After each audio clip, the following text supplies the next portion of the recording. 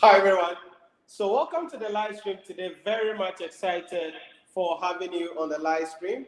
I hope that you guys are doing well, and we want to continue with our discussion towards the ICA November 2020 examination. And today we want to touch on one of the critical fundamental subjects in management accounting F5, management accounting F2, introduction to management accounting ICA level 1, management accounting ICA level 2, and other professional qualification examination. And we want to look at standard costing and variance analysis. This is a very critical area, very fundamental area. Whether you like it or not, one way or the other, as far as you're writing the management accounting exams, the examiner will find a way to bring you a question on standard costing and variance analysis. It's a theory area, has some theory there that we need to look out for, we need to discuss on. But not only that, it has some computation areas as well that you need to look. Now, I see some of you guys joining the stream. Welcome to the live stream. Smash the like button when you join the live stream. That way, we get more engagement on the video, and YouTube and Facebook will be able to push the video so we can reach as many students as possible. And if you are finding value on the channel, then consider to subscribe to the channel and become a VIP member. That way, when I go live or release new content, you'll be the first person to be notified. So, hey, welcome to the live stream. Comment in the chat box, in the comment box, any questions you have for me that you would want me to answer or share my thoughts on as we get into our discussion today on standard costing and variance analysis. Standard costing and variance analysis. Right, so I see some comments coming in there. Let me look at them real quick. On YouTube, Jeremy G. Ross said, I'm ready to learn. Say, all right, you are welcome. Good evening, Jeremy. I hope you're doing well. I see some of you guys also jumping on it and coming on the live stream. Comment in the chat box any questions you have for us, and also consider to smash the like button on the video. Right, thank you very much. I see some of you smashing the like button on YouTube. Thank you very much. I really appreciate that, and it helps us to grow the channel and be able to assist you more and more in that case. Chuka said, good evening, sir, Nhyira Premium. This is Chuka Onuzuleki from Nigeria. All right, Chuka, you are welcome to the stream. I hope you're doing well. Forgive me for not mentioning your name right, okay? Forgive me for that. Vincent Bosta on YouTube said, good evening, much appreciate, sir. Good evening. Esther Costa, hi, sir. Good evening. Good evening, Esther. I hope you're doing well. Ghost said, what are the reasons for a company to use standard costing? I'm going to be touching on this in a moment, so stay with me. And then Kekula Betty said, I am here, sir. Thanks again. You are welcome, Kekula. All right. So welcome to the live stream. I see some of you guys joining, coming on. Consider to give us a thumbs up on the video. Smash the like button if you are watching, right? Smash the like button. That way we get more engagement on the video, and YouTube will be able to push the video so we can reach as many students as possible. In case you've not subscribed also, consider subscribing on the channel. Joseph Mensa on Facebook, I see you. Good evening, Nhyira. I trust you are keeping well. God richly bless you. Amen. Yes, I am flourishing, and I hope that you are also doing well, Joseph Mensa. Okay, so let's get to our discussion today. Standard costing and variance analysis. Emmanuel Quaini said, good evening, Nhyira. Good evening, Emmanuel. I hope you are doing well. Nicole Williams. Hi, Nicole. Good evening. Good day, sir. Good day, Nicole. I hope you are doing well. I see some of you guys joining. Welcome to the stream. Smash the like button when you join. Just smash the like button when you join. Consider also sharing the video with your colleagues, friends, and people who will be interested in this topic so that we can reach many students out there and assist everybody as we continue. Selam on Facebook said, good evening. Good evening, Selam. I am that guy said, hi, got the textbook. It's great. Okay, I am that guy. You've got my new textbook, right? And it's great. Yes, my objective is to write a book that is simplified and which is based strictly on the ICA syllabus. So make sure that you take it very seriously. There are a lot of questions on them, and also things are simplified in such a way that you'll be able to study and pass the exam. So wishing you all the best as you get the book, and all the best on that. Okay, so let's continue, right? Let's continue. Standard costing and variance analysis. Standard costing and variance analysis.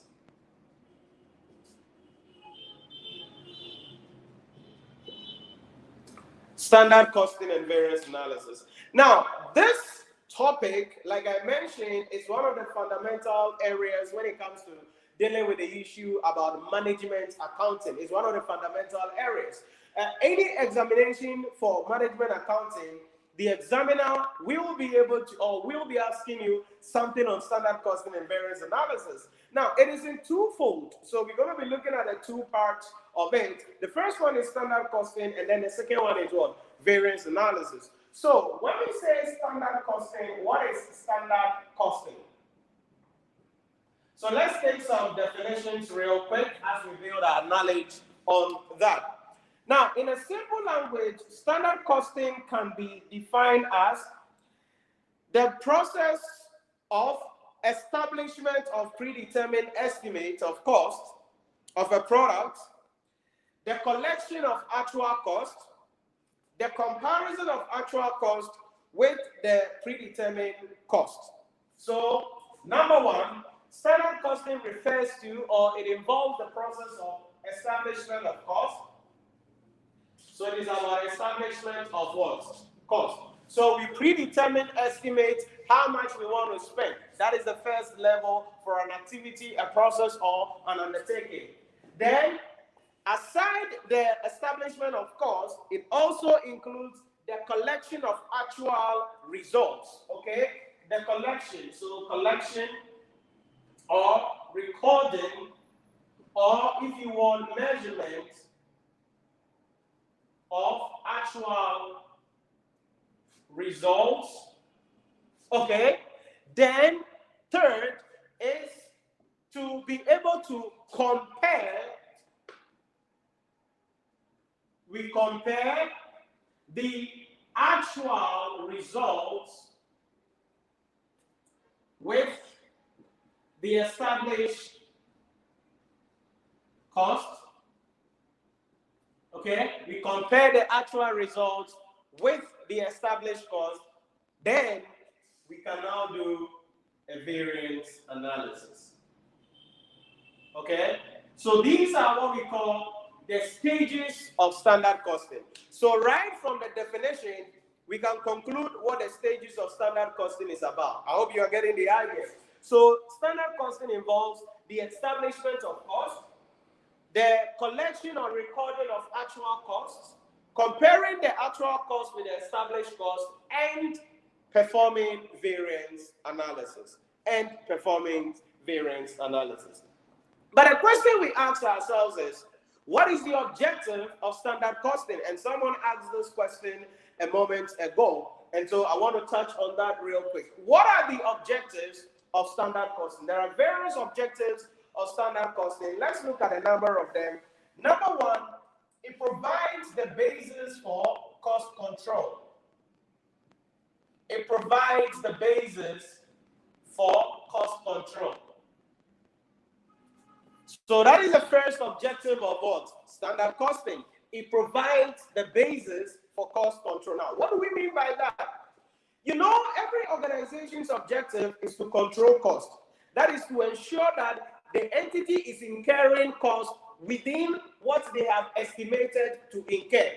Now, how do we make sure that we are not exceeding the estimation? How do we make sure that we are spending within our budget? We will be able to do that if we first set a budget, and second, collect the actual results, and third, compare. So one of the objectives of standard costing and variance standard costing is that it provides a basis for cost control. 2, it provides a basis for stock valuation. It provides the basis for stock valuation.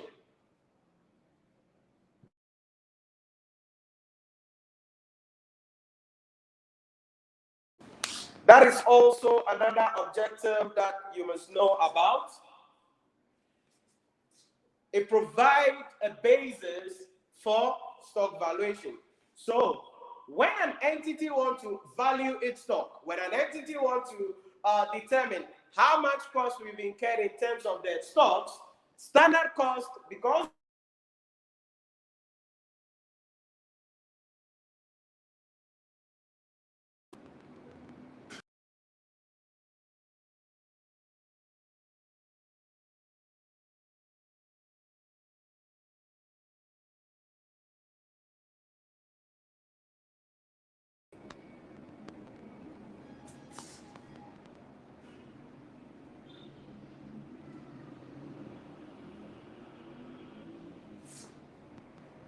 we good? Right, so because we've looked at the cost that we will incur for each activity, each undertaking, the cost materials, we will be able to what? Determine the value of the stock in relation to that. 3, it provides the basis for the preparation of budget. Okay, for budget preparation. Remember, standard costing, it's actually a build-up to the budget. Because if the entity wants to prepare the budget, the standard cost is the cost per unit. Okay, the standard cost is the cost per unit. The budget will be the total cost. So if we want to now prepare the budget for the company, what do? We look at the standard cost that has been incurred, and then boom, we'll be able to what? Prepare the budget for the organization. So that is also another objective for that. And then the last one I want to put there is that it provides the basis for fixing or setting selling prices. Okay, it provides the basis for an organization for fixing or setting selling prices. Now, how can an entity know that, oh, let's sell the product for $3, let's sell the product for $4? The entity can only know that we can sell the product for $3 or $4 when the entity knows the cost that it will incur in producing the product. And standard costing helps us to be able to do that. So that is what you need to understand when it comes to the fourth thing about the objectives of what? Standard costing. Number 1, provides the basis for cost control. Number 2, provides the basis for stock valuation. Number 3, provides the basis for budget preparation. Number 4, provides the basis for setting selling prices. Another one we could add, I'm not going to write it down though, but we could add is that standard costing also assists the organization to identify efficient and inefficient areas. Standard costing assists the organization to identify efficient and inefficient areas. Because with standard costing, we've set a certain standard for everyone. Then based on that, we'll be able to now measure their performance. So when we realize that, oh, there are certain operations that are not working well, then probably we will stop focusing on them and then look at something else in relation to that. So that is also another objective that we can talk about. So what have we said so far? We said standard costing involves 4 things, or there are 4 stages of standard costing. The establishment of the cost, the collection, recording, or the measurement of the actual cost, the comparing of the actual results with the standard, and then carrying out variance analysis. What are the objectives of standard costing? That is what we've discussed here in relation to that. I hope that it makes sense. Let me know in the chat box if you have any questions, if there is anything that I've mentioned that you don't understand or you would want clarity on, please put it in the chat box for me as I deal with all of that. And I see some of you guys also joining. Welcome to the stream. Consider to give us a thumbs up on the video when you join the stream. That way we get more engagement on the video. Thank you very much for the thumbs up on Facebook as well as on Instagram. Very, very grateful for that. So let's go.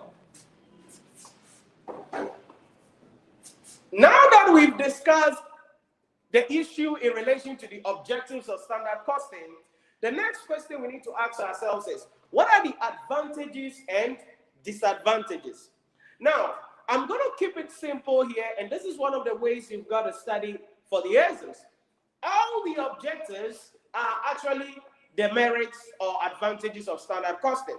So I'm not going to give you any different points for the objectives, for the advantages of standard costing, because everything here is an advantage.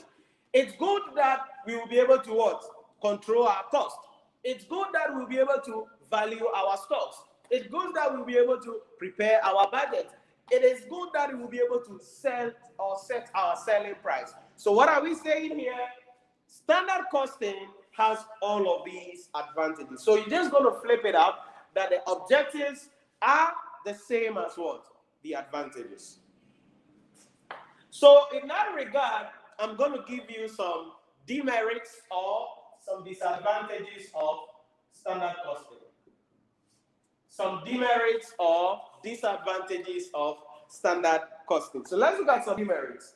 One, it may be time-consuming and expensive to operate. It may be time-consuming and expensive to operate. It may be time-consuming and expensive to operate. Why is that? And it makes sense, isn't it? Because look at the 4 stages we did. Number 1, you need to set a target. Number 2, you need to collect the actual results. Number 3, somebody must compare. Number 4, someone also must do the variance for you and investigate why something is more, something is less. So you realize that it requires a lot of time. Even though it has a lot of advantages, it requires a lot of time in its implementation. And because it requires a lot of time, it requires a lot of resources, because it requires a lot of expertise, it becomes what? Expensive for entities to actually operate with it. Then it may stifle innovation. It may stifle innovation. Or could say initiatives. Okay. So it may stifle innovation or initiative. Now, why is that? Because you see, when you set a standard and say, hey, Uche, you are supposed to, we are going to be producing what? Let's say we are producing this water. And I tell Uche that, Uche, I want us to incur costs at most $5 per water bottle, so that maybe we can sell at, say, $7 or $8. Now, if Uche can do something that the cost can be either $3 or even $2.5, and we will still produce a quality water, he may not be, or she may not be able to do that, because she will just be pegging everything around the standard. So in some ways, people just operate within the standards set to them, and would not want to either innovate and take the standard to the next level, or even improve upon them. So sometimes it's stifle innovation or initiatives by management. Then it does not allow for flexibility. It does not allow for flexibility. Why is that? You can agree with that, right? Because once we able to set a selling price for a product, set a selling price for an undertaking that we are having, what is going to be happening is that everybody is going to be boxed like that, okay? Everybody is going to be boxed like that, and so people are just going to be fixated and wouldn't want to do anything outside what has been fixed. And even if things change, chances are the organization is still going to be within that particular limit in that case. So to some extent, it limits or it does not allow for flexibility when there are changes. So these are some of the limitations also we can talk about when we talk about standard costing and variance, or standard costing. These are the limitations on standard costing. Right. So what have we spoken about so far? We've discussed what is standard costing. We've looked at the stages of standard costing. We've discussed the objectives of standard costing. I have told you about the advantages of standard costing and also the demerits or disadvantages of standard costing. Now, let's move on to the next one, and that is going to be types of standards. Types of standards. There are basically 4 types of standards that you must know about. Okay, 4 types of standards that you must know about.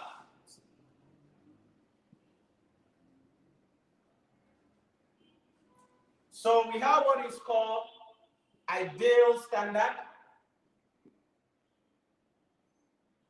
attainable standard,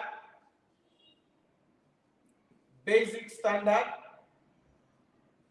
and current standard. So these are the 4 types of standards that you need to know about: ideal standard, attainable standard, basic standard, and then current standard. Now, let me explain the concepts to you. With ideal standard, it's a standard that is set where the organization assumes that resources are 100% efficient. In other words, with ideal standard, no provision is made for machine breakdown, material wastages, labor inefficiency, or production losses. That is what we mean by what? Ideal standard. Ideal standard. And that is what you need to understand there in relation to that. Now, ideal standard is actually something that is not happening in reality, because really resources are not 100% efficient.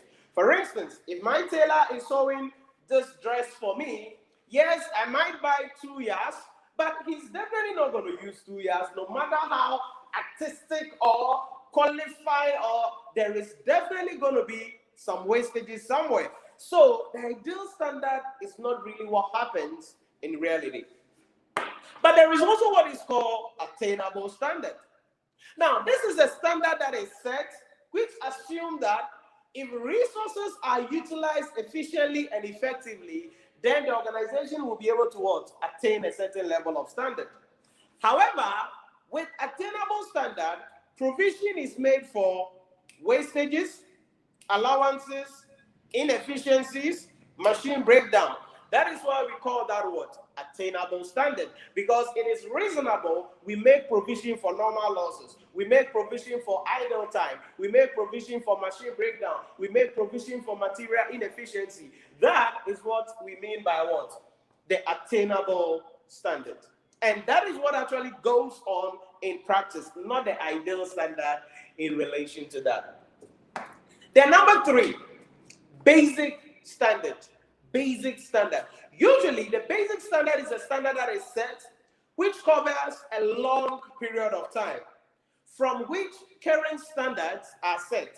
So, for instance, the entity can say that, all right, in the next 10 years, we want to be producing at a certain cost, and they fix that price, and in the next 10 years, that is the goal they have set for themselves. So usually, basic standards cover a long period of time, and they serve as a benchmark from which current standards are what? Prepared. Current standards, on the other hand, are the standards set based on current condition. And usually it covers a short period of time. It could be a year or less than a year, and it covers a short period of time based on current conditions, current working environment. These are what you need to understand when we talk about types of standards: ideal standard, attainable standard, basic standard, and current standards. So let me give you one-liner definitions in relation to these, and let's see what we got there. So I'm going to give you some one-liner definitions on this, then we go away in that case. Ideal standard. An ideal standard is a standard. An ideal standard is a standard which can be attained under perfect operating conditions. An ideal standard is a standard which can be attained under perfect operating conditions. Under perfect operating conditions. That is, no wastage, no inefficiencies, no idle time, and no machine breakdowns are allowable. That is, no wastage, no inefficiencies, no idle time, and no machine breakdowns are allowable. That is idle time. Idle time. Then let's come to the second one, attainable standard. Attainable standard. This refers to a standard which can be attained. This refers to a standard which can be attained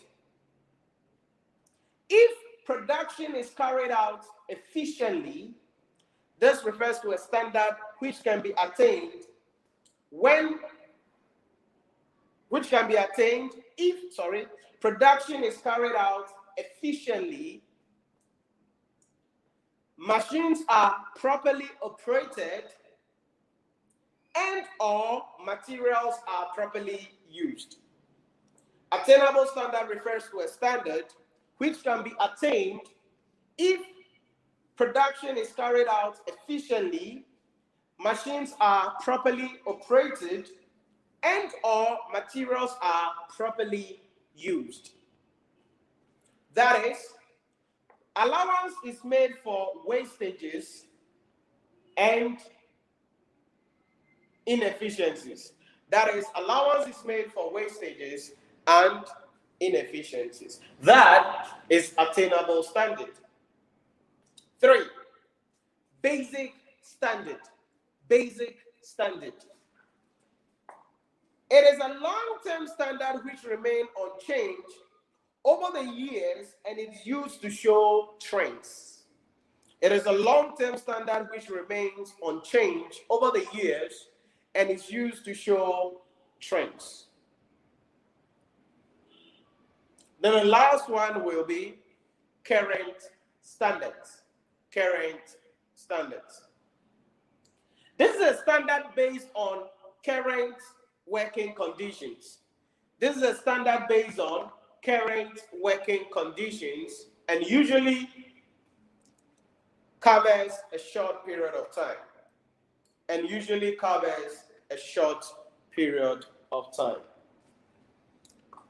So these are the types of the standards. These are the types of the standards. So now we've discussed what is standard costing. We've looked at the stages of standard costing. We've mentioned the objectives of standard costing. We've looked at the advantages or merits of standard costing. We've looked at the disadvantages of standard costing, and we've looked at the types of standards that organizations can set.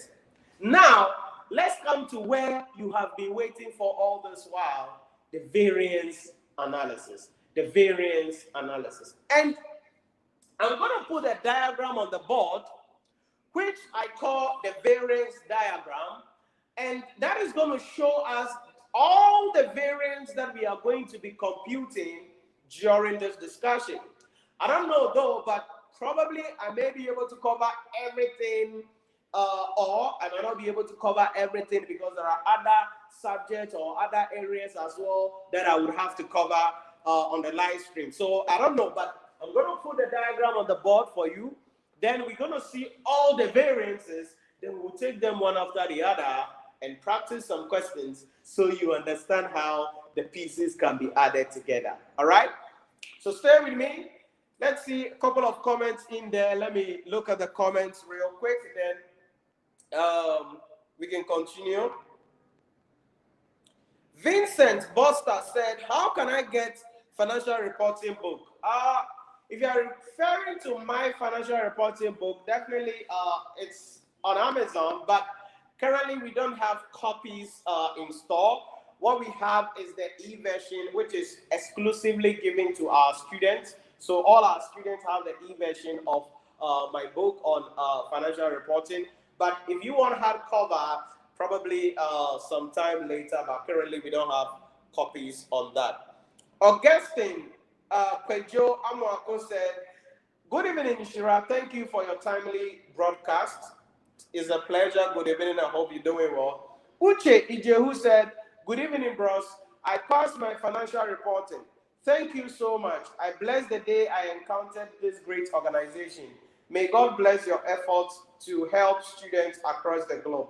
Amen. And Uche, congratulations. I think you sent a message also on WhatsApp. I got your message and I replied to you as well in that case. Congratulations and wishing you all the best as you continue with your journey to become a chartered accountant, and wishing you the best. And I hope you are preparing for your December examination. I don't know though, but I hope you are preparing for that. Kamis Suleiman Juma said, thank you so much for what you have done. It's a pleasure, Juma. Alhaji Jalo said, hello, Nhyira. Alhaji, it's been a long time I heard from you. Where have you been? I hope you're doing well. And then we see Paul Akwesi Asantega said, hope I'm not late. Yes, I guess you are not late. Juliana outside said, good evening, Nhyira. I hope you're doing well. Yes, good evening, Juliana. I'm doing well, and I hope you are also doing well. Augustine A. Boarton said, some variances may be manipulated by employees for their own use, which may deviate management policy. Yes, that is one of the limitations of standard costing. So yes, they may be manipulated for their own use as against what management want to achieve. So that is also true in that case. Ghost said, please, can we have a practical example, standard to actual, even if it's a simple one, it's fine. Yeah, definitely we'll be solving some questions on this. So stay with me, we'll be solving questions on this. I'm not going to just explain or talk through and go away. We're going to be solving some questions on this. So you stay with me, and then we will be continuing with that.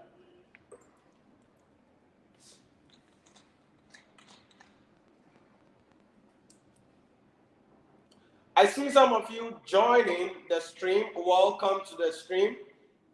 Smash the like button when you join the stream for us to get more engagement on the video, and consider to share the video as well on the various platforms you are part of so that we can reach many students. This is a very critical topic in man accounting. It's one of the topics on my heart, and I hope that we will be able to cover the salient issues to be able to assist you to prepare well for your examination. So let's go.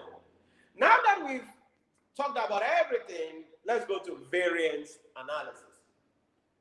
Now, variance analysis, like, it has to do with comparing your standard against your actual, okay? So that you find a difference.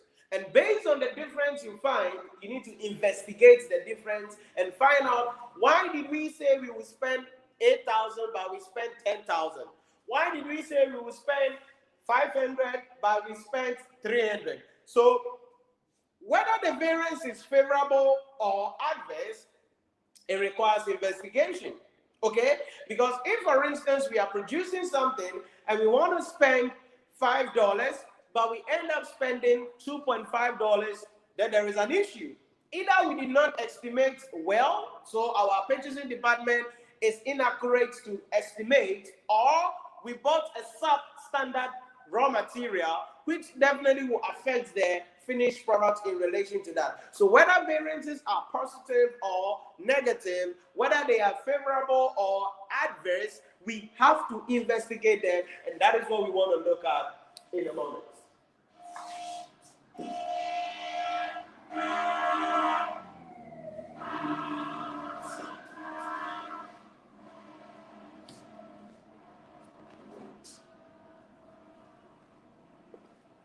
So let's look at this diagram that I'm about to share with you, and that is what I call the variance chart or the variance diagram.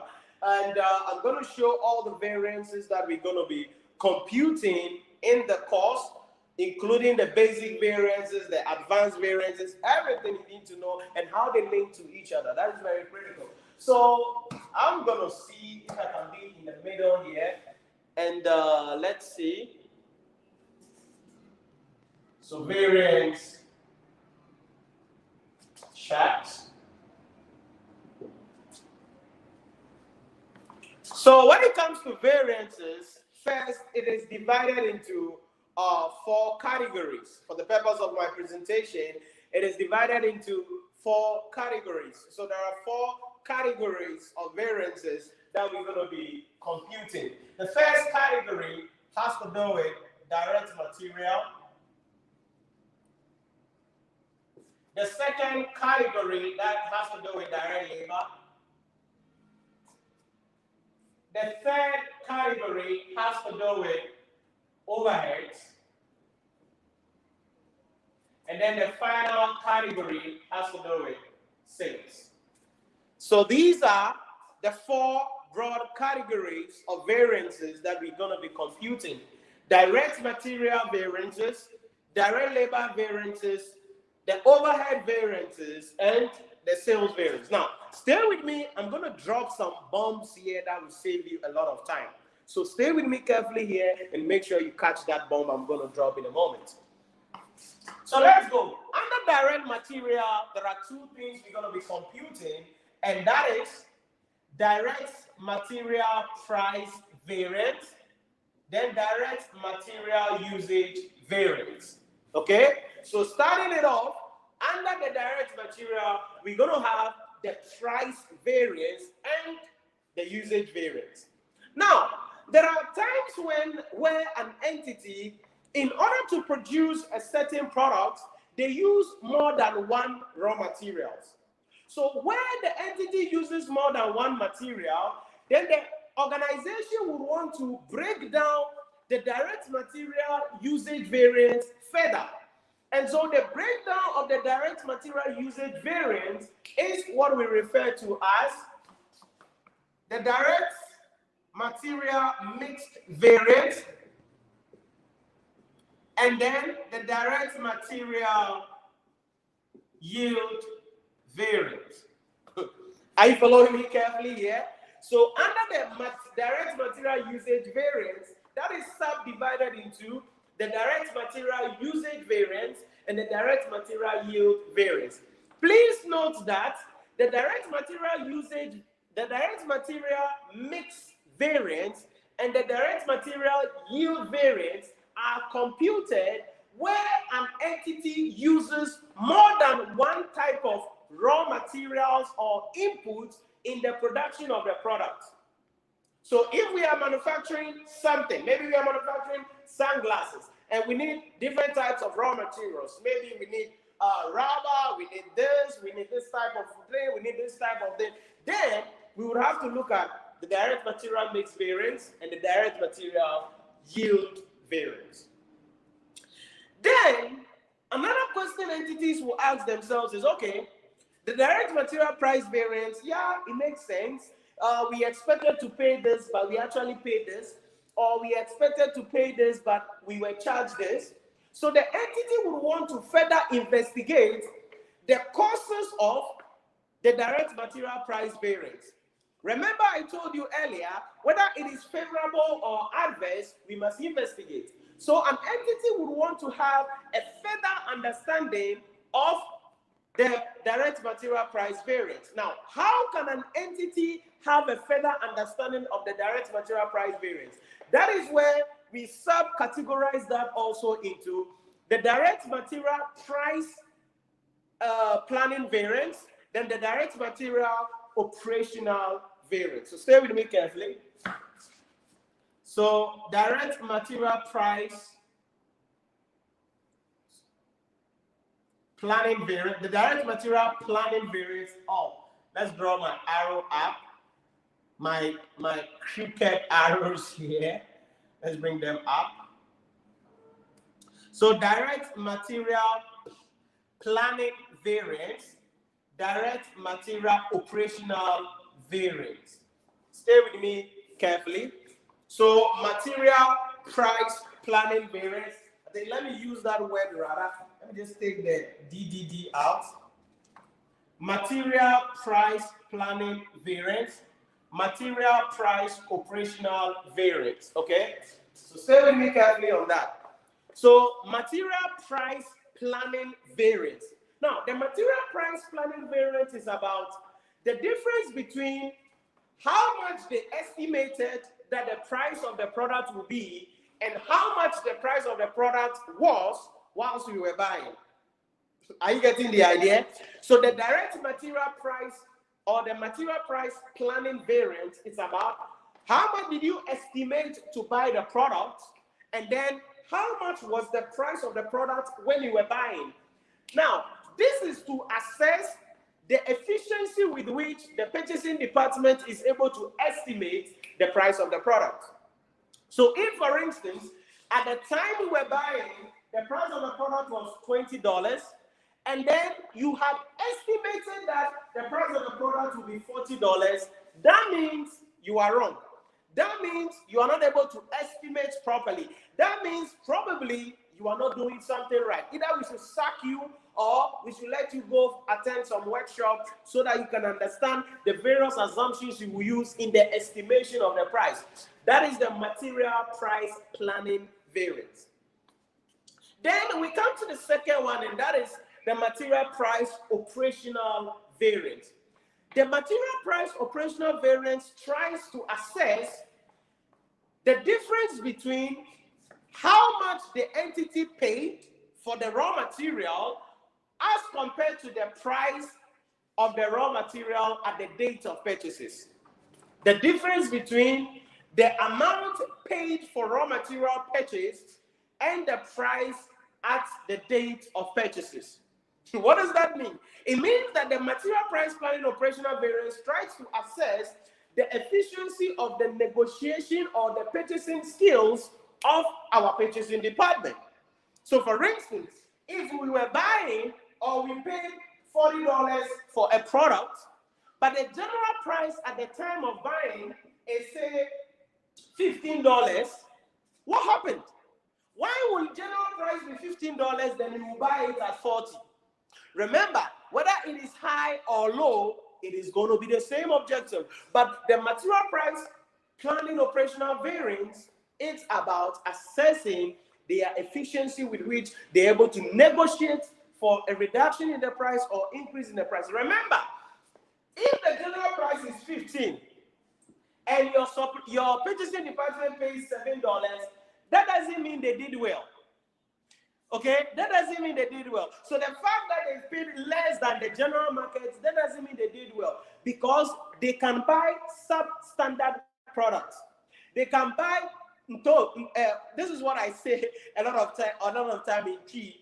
In toast, you know that when you go to the market, you realize that, for instance, in tomatoes, you realize that there are some tomatoes that are solid. They are very beautiful, very red, and they have arranged like maybe 5 of them for say $20.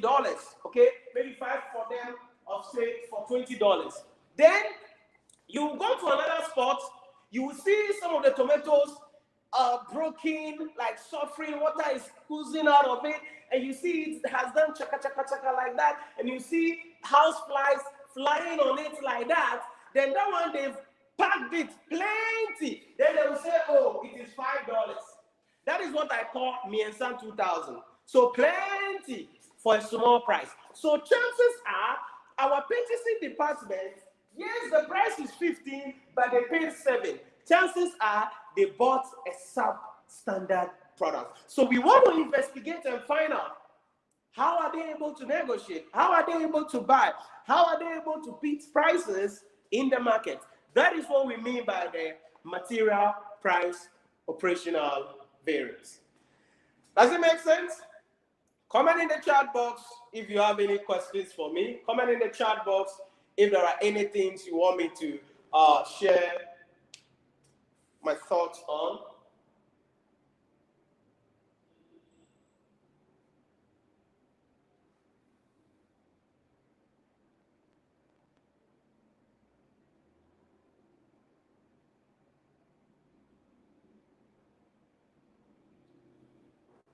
Hello? Yes, I see some comments coming in there. Yes, we are still live. Someone is asking whether we are still live. I don't know, but we are still live, I guess.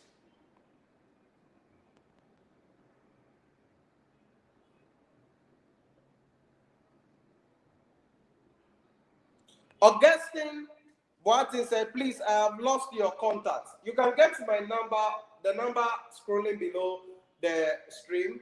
You get my number there, 0501149296. So you can get a number scrolling below your screen there. I am the guy said, hello, are we still live? Yes, we are live. Is it that you can't get me again from the feed? Because my feed is still live here on YouTube as well as on Facebook.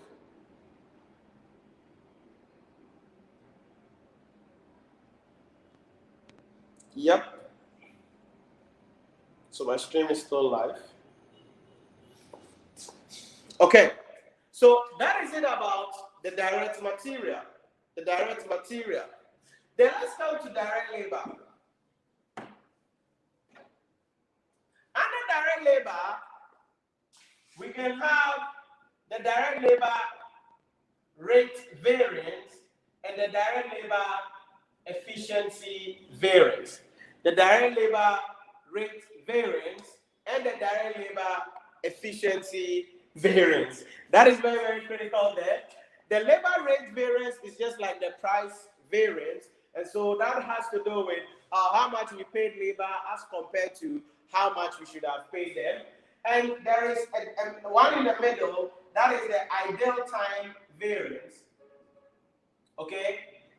Idle time variance. There is idle time if the entity pays more labor hours than actually work. So if we pay for 100 hours, but people work for 80 hours, that means the 20 hours becomes what? Idle time. And idle time is always what? An adverse variance. Please note that depending on the scope of your management accounting that you are studying, the direct labor variance can also have the planning and then the operational variances. Because, and it can also have the, not a mix, but then if, for instance, we use different grade of labor force to produce our products, then the same concept that we apply to the mix and yield variance in the material aspect may come on the labor. But usually we don't do that, but depending on the scope, because I have a lot of people watching it from various aspects or various locations, probably that could be covered and that will be done. But here, I'll just talk about these three, okay? Then we go to the overhead variance. Under the overhead variance 2, we have variable overheads and then fixed overheads. Please stay with me carefully on this. We're going to have variable overheads and what? Fixed overheads. With the variable overheads, two things will come usually. We have what we call the variable overhead efficiency variance and then variable overhead expenditure variance. Okay? Variable overhead efficiency variance, variable overhead expenditure variance. And that is going to be there in relation to that. Then under the fixed overheads, please note, we're going to have three, or there are three things there under the fixed overheads usually. Three things. You're going to have fixed overheads expenditure variance, fixed overheads efficiency variance, and then the last one is going to be fixed overheads capacity variance. Okay? So fixed overheads expenditure variance, fixed overheads efficiency variance, fixed overheads capacity variance. But you got to be careful here again in relation to that. Please note, when the entity is operating or using marginal costing system, listen carefully. Where the entity is using or operating under marginal costing system, with the fixed overheads, we will only calculate the fixed overheads expenditure variance. Please get that very well. So you don't just get up and start calculating these things. Depending on the system the organization is using. In an absorption costing environment, we calculate all the three. The expenditure variance, the efficiency variance, and the capacity variance. But in a marginal costing environment, we only compute for the expenditure variance, So that is what you need to understand in relation to the overhead variance. Then we come to the last part, and that's going to be the sales variance. Now, under the sales variance also, we're going to have two things there. We're going to have the sales price variance and then the sales volume variance. The sales price variance and then the sales volume variance. Now, with the sales price variance, it is about the difference between how much we should have sold the product as compared to how much we sold it. So here we are talking about the revenue. And when the budget is more than the actual, it's an adverse in this case because it's a revenue. But when the actual is more than the budget, that means it's going to be a favorable variance in relation to that. Please note that the volume variance will be computed taking into consideration the system the organization is using.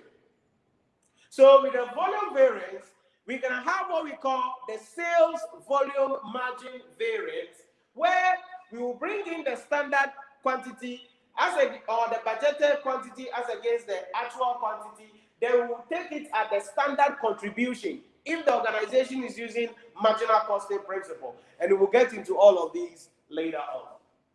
But then, the sales volume variance can also be divided into two. We have what we call the sales volume mix variance, the sales volume mix variance, and then the sales volume quantity variance. These two are computed where the entity sells more than one product. And it uses the same concept under mix and yield variance of the material. Okay? It uses the same concept under mix and yield variance under the material. So we're going to have the sales volume mix variance and then the sales volume quantity variance. So these are all the variances that we're going to be computing, both basic and advanced, in dealing with variance analysis. So if you look at it, 1, 2, 3, 4, 5, 6, 7, 8, 9, 10, 11, 12, 13, 14, 15, 16, 17, 18. And these are the variances that you need to understand in relation to that. Yeah, Ebenezer Sai, I see you. You are welcome. Good evening. I hope you're doing well. Right, so these are the things you need to understand about the variances. I hope you understand how I went through the explanation of all these. I'm going to snap this as well and post it on Instagram so you'll be able to get access to it as well and look at it more in detail. So these are the variances, and we're going to take them one after the other, okay? One after the other, one after the other, one after the other, and solve questions about them in that case. So that is it about that. I'll be concluding around here today because of time purposes for today. Any other questions for me? Any questions for me? Something you did not understand? And then let me share my thoughts on that real quick before we sign off for the day in relation to that. Any questions for me? Any questions for me before we sign off for the day?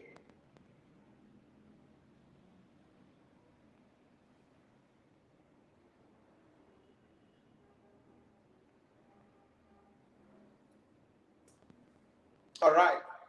So remember that we're going to be coming your way same time tomorrow, 4:30 p.m.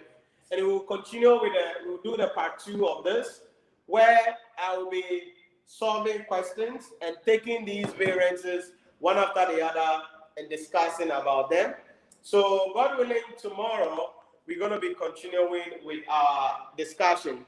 Please note that our advanced taxation book copies are still available. It's 120 Ghana cedis. Wherever you are located in Ghana, delivery will be arranged for it. So you can call or WhatsApp the number you see on your screen, 050-114-9296, and you will be able to get a copy so you can use to study for the exams in relation to that. I see a comment coming in from Abdullah. He said, good evening, tutor Nhyira. Good evening, Abdullah. I hope you're doing well. So thank you very much for joining the stream today. It's always a pleasure coming your way. And I am the guy said, sir, what happened? I lost connection. Maybe it was your network because we were still having live, or I was still on live. There was no connection issue at my end. So probably you can just watch the playback, okay? You can just watch the playback after the stream, and then you can just shift it back or skip it back a little bit, and then you'll be able to watch it up to where you missed as I explain these things here. So thank you very much for joining the stream. I'll be coming your way tomorrow as we look at the part 2 of standard costing and variance analysis. And most importantly, we'll be solving some questions on this tomorrow as we continue. Thanks for the lecture. We will be back tomorrow. Yeah, definitely we will be back tomorrow. So thank you very much for joining the stream. It's always a pleasure coming your way. Remember that we have about 5 weeks to go for the ICAG November 2020 examination, which is starting from 30th of November 2020. I hope that you are working hard, you are studying, you are preparing well for your examination. Make sure that you put in the work, expose yourself to a lot of questions, practice a lot of questions, and all the things being equal, you will be in a better position to be able to pass the examination. So thank you very much for joining the stream. Shout outs to everybody, greetings to everybody. Take care of yourself, stay blessed, and I'll see you tomorrow. Bye-bye.